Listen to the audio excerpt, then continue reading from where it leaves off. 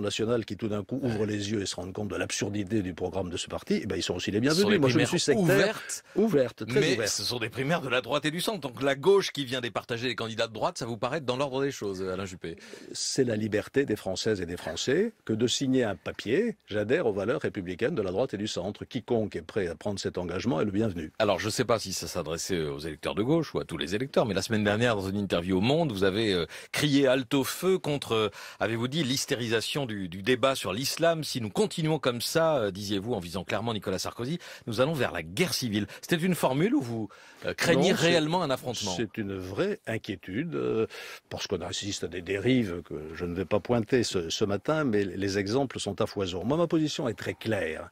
Je pars du principe qu'il y a des Français musulmans qui acceptent les lois de la République. Ils sont d'ailleurs, si on en croit l'étude récemment publiée, les 2/3 des Français musulmans. Et bien cela, il faut avec eux conclure un acte solennel sur les grandes valeurs de la République et sur ce que nous entendons, nous, républicains, par la laïcité. Et puis, il y a une minorité très importante, c'est vrai, presque un quart, qui sont à côté des valeurs de la République, qui sont pour la polygamie, pour la charia, etc. Eh bien, il faut leur faire clairement comprendre que ça n'a pas de place en France. Et je me battrai avec la plus grande énergie contre toutes les formes de radicalisation à l'école où circulent les théories complotistes, vous savez, sur Internet, qui est un incubateur de djihadisme, dans les prisons et dans les lieux de prière qui véhiculent des messages de haine et de djihadisme. Il faut les fermer et renvoyer les imams qui prêchent cela dans leur pays d'origine. Le risque de guerre civile que vous pointiez, Alain Juppé, il vaut pour la campagne pour les primaires de la droite et du centre ou pour la campagne de l'élection présidentielle jusqu'en avril et mai prochain? Il vaut pour le climat général aujourd'hui. J'entends parfois à la radio dire, par exemple, qu'on va interdire les prénoms qui n'ont pas de consonance chrétienne.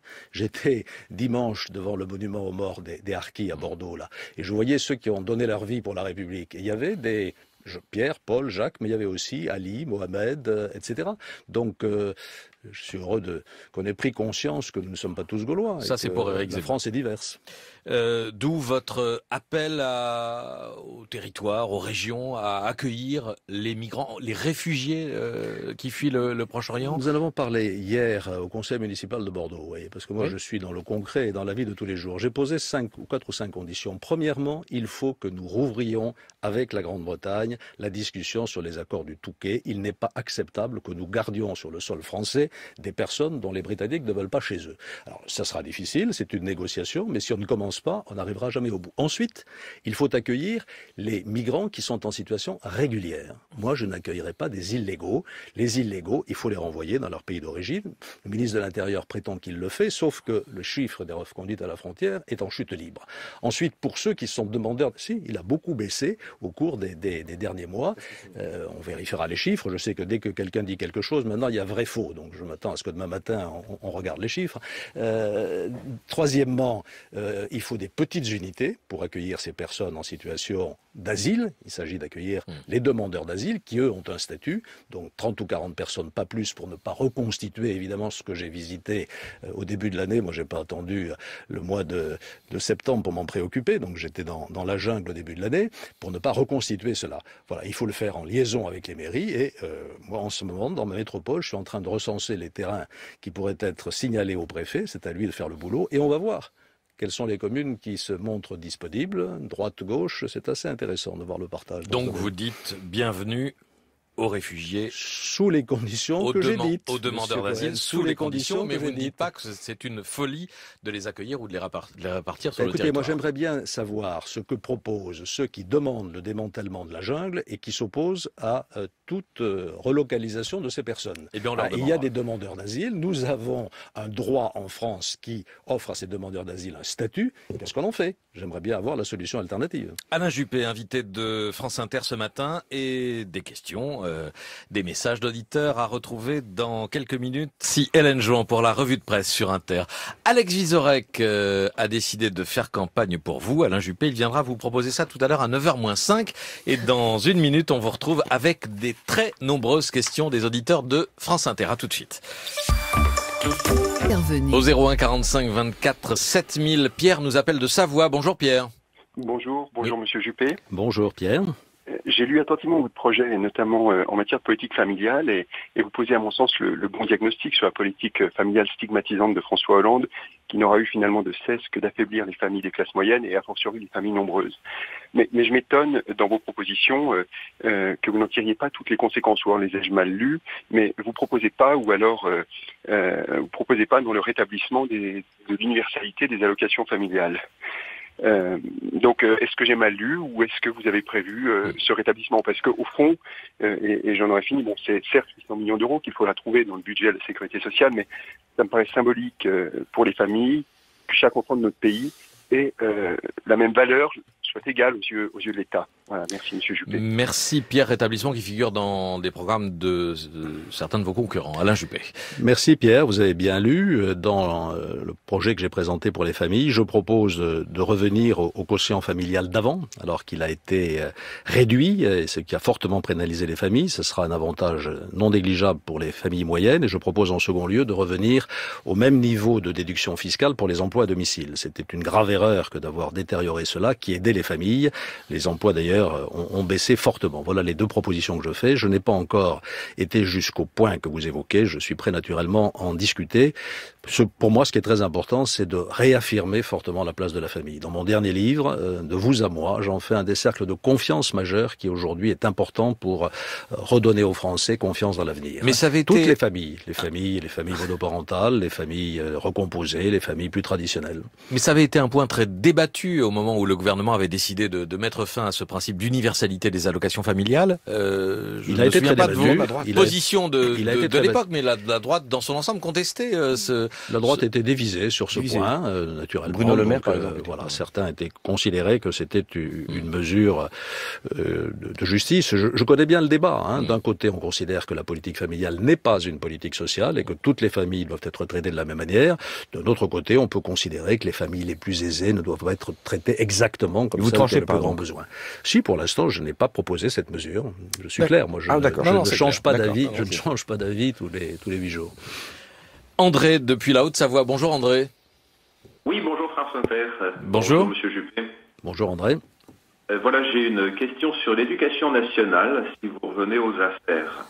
Vous constatez, comme beaucoup de gens responsables, qu'elle est inadaptée au monde du travail en grande partie. Allez-vous à la fois dégraisser le ministère de la rue de Grenelle, sur lequel on peut prendre des professeurs, des agrégés, et les mettre dans les classes, ce qui ne coûte pas grand-chose, et augmenter le nombre de postes à pourvoir qu'on réclame depuis si longtemps? Et puis deuxième partie de ma question, allez-vous tourner le dos aux beaux esprits, disons spécialistes en pédagogie, mais qui ont désespéré les profs depuis 25 ans à cause de la gauche qui avait fait ces choix-là, et vous inspirer des Canadiens, que vous connaissez bien puisque vous avez été là-bas, et qui sont réputés les meilleurs pédagogues? Merci André. Alain Juppé. Comme vous le savez, André, j'ai fait de la réforme de l'éducation nationale la mère des réformes parce que je considère que tout se joue là. Alors pour être précis en réponse à vos questions, oui, il faut décentraliser ou déconcentrer l'éducation nationale qui est beaucoup trop centralisée aujourd'hui. Il faut alléger de façon drastique les effectifs de l'administration centrale pour redonner de l'autonomie aux établissements. Je propose d'aller très loin. Sous une forme expérimentale, naturellement, avec ceux qui voudront, pour redonner à nos établissements davantage de liberté, en particulier la pleine disponibilité de la dotation horaire globale. Si dans tel établissement, il faut renforcer les maths, on renforce les maths. Si dans tel autre, il faut renforcer le français, on renforce le français. Enfin, deuxième question, la pédagogie. J'attache la plus grande importance à la formation de nos professeurs. À la qualité de l'enseignement, c'est la qualité des professeurs. Et beaucoup exercent leur métier avec une très grande conscience professionnelle. Il faut donc mieux les former et leur donner les outils pour diriger ce qui est aujourd'hui une classe à notre époque où c'est difficile. Donc la formation disciplinaire, oui, mais aussi l'apprentissage du métier de professeur, alors que vous le savez, il n'y a pas véritablement de management des ressources humaines dans l'éducation nationale. On continue, malgré tout ce qu'on raconte, à envoyer les professeurs les plus jeunes et les plus inexpérimentés dans les établissements les plus difficiles. C'est pour ça que je propose de donner aux établissements la possibilité de se prononcer sur le recrutement des professeurs. Il faut définir le profil des professeurs dont on a besoin. besoin, et c'est le conseil éducatif de l'éducation, de l'établissement qui doit pouvoir donner son opinion. Voilà, je suis obligé de résumer ma pensée parce que j'ai fait beaucoup de propositions dans ce domaine, mais je vais tout à fait dans votre sens sur les deux directions que vous évoquez. Vous voulez réduire le nombre d'emplois publics de 300 000 sur le quinquennat. Est-ce que ça concerne l'éducation nationale, Alain Juppé? Est-ce que vous dans l'éducation nationale, il il y a des redéploiements à faire. Il faut renforcer les effectifs dans les petites classes et nous avons des marges de manœuvre dans l'enseignement secondaire. Vous savez, cette affaire du 1 sur 2, moi, chez les fonctionnaires, je l'aborde de manière tout à fait différente. J'en parlerai d'ailleurs. Non-remplacement d'un fonctionnaire sur deux. Oui, c'est un résultat, c'est pas un coup de rabot général. Il faut commencer par gérer de manière moderne la fonction publique. Il faut lui faire sa révolution numérique qu'elle n'a pas fait. Il faut s'attaquer au temps de travail. Il faudra petit à petit dépasser les 35 heures qui devraient être l'objectif d'aujourd'hui. Il faudra rétablir 2 jours de carence dans la fonction publique pour lutter contre l'absentéisme. Mais il faudra aussi avoir un management moderne des carrières et à partir de là, on ne remplacera pas la totalité des départs à la retraite. Donc c'est une transformation des modalités de gestion de la fonction publique que je préconise. Donc moins de profs ou pas? Non, je vous ai dit sur les profs, redéploiement. Mais quand on me dit moins 600 000 emplois dans la fonction publique, ça concerne naturellement pas les policiers, ni les gendarmes, ni les profs, ni les infirmières. Donc il faut être un peu réaliste. Moi j'ai proposé 250 000 à 300 000 sur 5 ans. Il y a 5 700 000 fonctionnaires en France. C'est 10% des effectifs sur 5 ans. Je pense que c'est une proposition réaliste. Je sais que pour certains, je ne vais pas assez loin. Il faut faire des chocs. La mode est au choc maintenant. On va faire un choc fiscal, un choc social. À force de faire des chocs sur la France, on risque de bien casser la mécanique. Pas de choc donc? Non, des réformes sérieuses, des réformes programmées, des réformes annoncées à l'avance et des réformes qui seront tenues sur la durée du quinquennat. La tisane, comme dit François Fillon à votre propos, Alain Juppé. Oui, attention à l'accès de vodka. Hein. Ah, ça c'est pour les Russes. Très bien. La vodka contre la tisane. Très bien.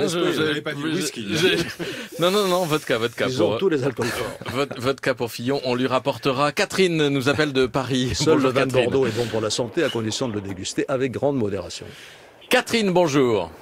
Oui, bonjour. Nous vous écoutons. Bonjour Monsieur Juppé. J'ai une question. Que comptez-vous faire contre l'avidité de certains grands patrons et contre le système des multinationales et le système boursier en règle générale qui détruisent et agissent avec violence contre les entreprises françaises et sèment en fait la destruction. Enfin, voilà, il y a plus les centres-villes se vident, les gens sont au chômage. Enfin, c'est une véritable catastrophe et un non-sens en fait. Donc voilà, qu'est-ce que vous comptez faire pour réguler tout ça? Je suis comme vous très choqué par les excès de rémunération de certains grands patrons. Il est vrai que l'impôt intervient et on n'en parle pas toujours lorsqu'on fait des comparaisons chiffrées.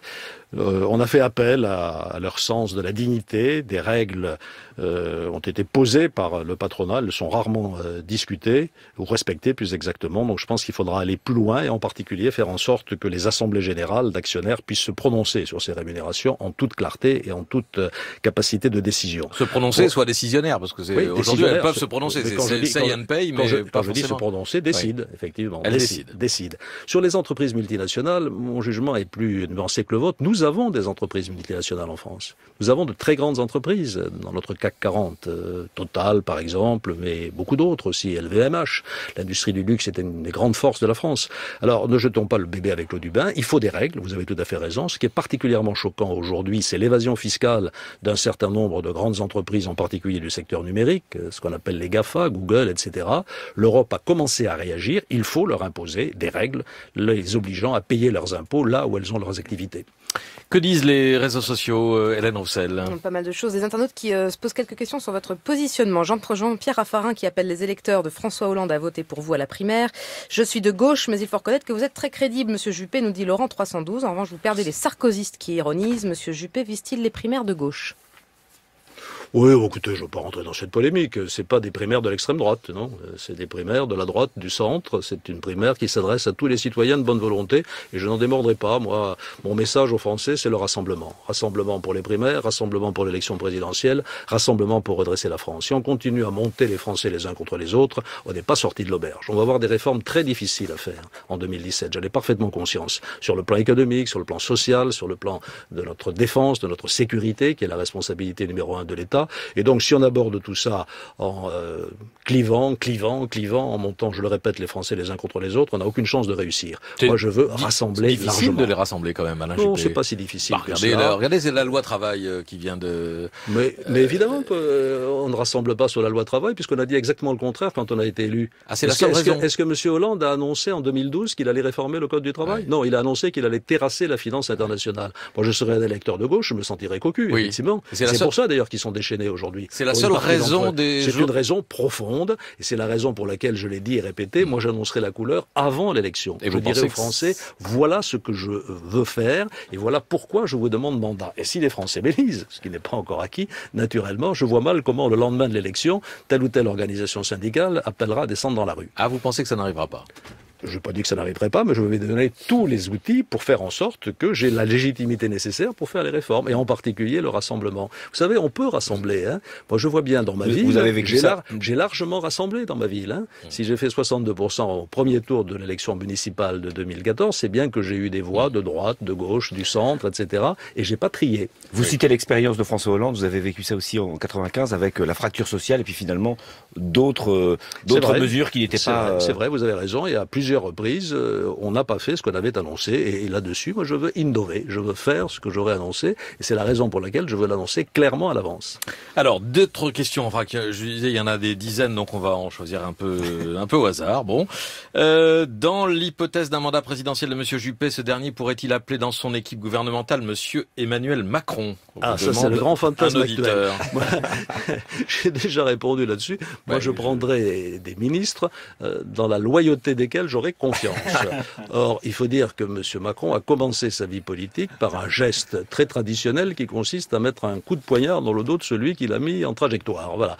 J'ai dit que c'était Brutus en ajoutant que, évidemment, Hollande n'était pas César. Autre question, Guy de Lille. Si vous étiez au second tour, vous seriez élu par la gauche, le prendriez-vous en compte? Si vous étiez au second tour, pourriez-vous dire qui serait votre Premier ministre entre les deux tours de l'élection? Non, si je suis au second tour, je ne serai pas élu par la gauche, je serai élu par une majorité de Français. Alors, ne commençons pas à trier. Je pense qu'il se place dans l'hypothèse d'un duel avec le Front National et si c'est un duel avec le Front National, je ne serai pas élu par la gauche. Je pense beaucoup d'électeurs de gauche, peut-être, mais il y aura beaucoup d'électeurs de droite qui voteront aussi pour moi. Donc voilà, je serai élu par une majorité de Français, et j'essaierai de travailler pour cette majorité, et même au-delà. Jacques Chirac, en 2002, a été réélu par... un grand nombre d'électeurs de gauche. Écoutez, comparaison des paraisons, vous savez quelle est mon affection pour Jacques Chirac, et permettez-moi d'avoir une petite pensée pour lui en ce moment. J'espère que sa santé s'améliore. Peut-être n'a-t-il pas tiré à l'époque toutes les conséquences de ce scrutin, effectivement. Alain Juppé, vous restez avec nous dans une minute. On va accueillir Augustin Trapenard pour Trapenard. Salut Patrick. Vous avez une question pour notre invité? Oui, bonjour Alain Juppé. Alors, vous le savez forcément, parce que vous êtes maire de Bordeaux et qu'il l'a été lui aussi. Montaigne est l'une des stars de cette rentrée d'automne, superstar même, avec l'exposition pour la première fois depuis 25 ans dans votre ville de l'édition 2588 des essais à noter de la main de Montaigne. Alors, question simple, quelles leçons est-ce que vous retenez, vous, personnellement, de vos lectures du philosophe humaniste? Qu'est-ce qu'il y a de Montaigne chez Alain Juppé? Il y a beaucoup de Montaigne à Bordeaux et chez les Bordelais. C'est un certain esprit de modération. Voilà, on n'aime pas les extrémismes, les fanatismes. Il arrive aussi parfois qu'on se pose des questions sur soi-même. C'était le doute que Montaigne pratiquait. Voilà. Alors en politique, il faut pas trop douter, mais il faut quand même de temps en temps ne pas avoir des certitudes absolues, s'interroger, écouter les autres. Voilà. Il y a plein de choses à tirer de Montaigne. L'amitié aussi, parce que c'était lui, parce que c'était moi. Parce que c'était lui, parce que c'était moi. C'est une phrase extraordinaire. Voilà, vous savez que Montaigne a été maire de Bordeaux. Voilà, je me suis moins inspiré de son mandat municipal que du reste de ses écrits, parce qu'il n'a pas été extraordinairement brillant dans cette fonction. Mais on lui avait un peu imposé. Vous savez qu'il faisait de la politique aussi, et il s'est interposé au moment des guerres de religion entre protestants et catholiques pour essayer de rétablir la concorde. C'est ça aussi Montaigne, c'est la réconciliation, c'est le respect d'autrui, c'est le respect de la personne humaine, c'est très important. Il n'a pas eu à affronter des élections, lui. En tout cas, Augustin Trapenard. Non, je crois qu'à l'époque on était nommé. Oui, bien sûr, on était nommé. Il n'y a pas d'élection. Augustin, je reçois Sandrine Bonner, figurez-vous, pour un rôle, un film extrêmement fort, signé Marie Castille, mention Char, qui avait réalisé Les Héritiers. Vous vous souvenez, on en avait beaucoup parlé ici sur France Inter. Cette fois, ça s'appelle Le ciel attendra. Ça sort dans 10 jours au cinéma.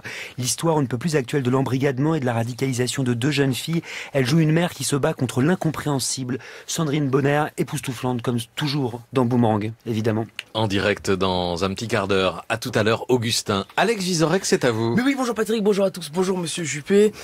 Patrick, je sais, ce que je vais dire ce matin va vous surprendre, va surprendre des gens. Je m'expose même à peut-être des moqueries, mais ce matin je vais faire mon coming out. Je suis juppéiste. Patrick, même moi, c'est difficile de le dire, de le penser. Je suis juppéiste parce que Alain Juppé, c'est l'anti-Viagra de les Républicains. Il empêche le durcissement de la droite. Alors, je vous cache pas que je suis pas un juppéiste. Très aimable, ça. Si, c'est un compliment. Ah, si, c'est un compliment. C'est un compliment. Oui, si. Non, je suis pas un juppéiste de la première heure. Hein. D'ailleurs, des juppéistes après la tisane, première... d'anti-Viagra, oui. Il y en a plus beaucoup des juppéistes de la première heure de vivant. Si vous voulez, je suis juppéiste comme on est supporter de l'OM face au PSG. Juste parce que ça m'emmerderait que le Qatar gagne en nous faisant croire qu'il est la Gaule. Oui, je suis un peu juppéiste par opposition. Monsieur Juppé, quand l'autre parle, je vous comprends. Plus il transpire son ego, plus je vous trouve dégoulinant de charisme, plus il feint d'être chaleureux, plus j'aime la sincérité de votre froideur. Et même si parfois votre identité a l'air plus heureuse que vous, eh ben je suis juppéiste, et ce de manière inéluctable et définitive jusqu'au 27 novembre. Et je vais même faire campagne pour vous, car parmi nos auditeurs, je pense qu'il y a quelques gens de gauche, et il faut leur dire d'aller voter la primaire à droite. Alors, vous pouvez pas le faire vous, mais moi je peux le faire, parce que oui, pour voter, il faut signer un papier qui dit qu'on adhère aux valeurs de la droite. Et du centre. Et du centre. C'est vrai que c'est vrai, bah voilà, c'est parfait, j'ai rien à... Oui, mais bon, excusez-moi, monsieur Juppé, vous n'allez pas me contredire. Ça peut arriver de signer un papier sans vraiment dire qu'on l'a bien lu. Hein, et puis bon, ça coûte 2 €. Payer 2 fois 2 €. Pour 4 € pour en être débarrassé, c'est plus économique que le Karcher. Et puis, les Français, ils aiment tant aller voter aux élections pour voter contre quelqu'un. Alors c'est l'occasion de le faire 2 fois sur la même année. C'est génial. Camarades de gauche, achetez donc mon Juppé, Alain Mongassure, 4 € seulement, certifié le meilleur d'entre eux. 4 € et il a toutes les qualités pour être président, puisqu'il a déjà été très impopulaire en tant que Premier ministre. Et offre spéciale pour un Juppé acheté, je vous offre même un Bayrou en plus, qui a très peu servi. Oui, François Bayrou, résolument derrière vous. Et c'est vrai, quitte à avoir un gars du Modem derrière vous, toujours mieux d'avoir Bayrou que Robert Rochefort. Et en tant que nouveau leader autoproclamé de l'improbable mouvement La Gauche avec Juppé, je réfléchis comment vous soutenir au mieux. Alors j'ai pensé primaire à droite et je me suis dit boum, les enfoirés. C'est gênant, Alex Vizorek. Oui, écoutez, de temps en temps, je me lâche. C'est gênant. Enfin, il est on a l'habitude de bousculer les invités à 9h-5, pas de les flatter. La dernière fois, c'est la deuxième fois. C'est pour ça, d'accord. J'ai droit à un petit commentaire. Allez-y, je vous en prie. Deux petites choses. D'abord, pour votre santé personnelle, il vaut mieux aimer que détester. Donc, aimer moi plutôt que détester quelqu'un d'autre. Voilà. Et puis, deuxièmement, j'ai un deuxième conseil à vous donner. Si vous voulez économiser 2 €, vous m'élisez dès le premier tour de la primaire. Merci Alain Juppé d'être venu ce matin au micro de France Inter. Il est 9h30.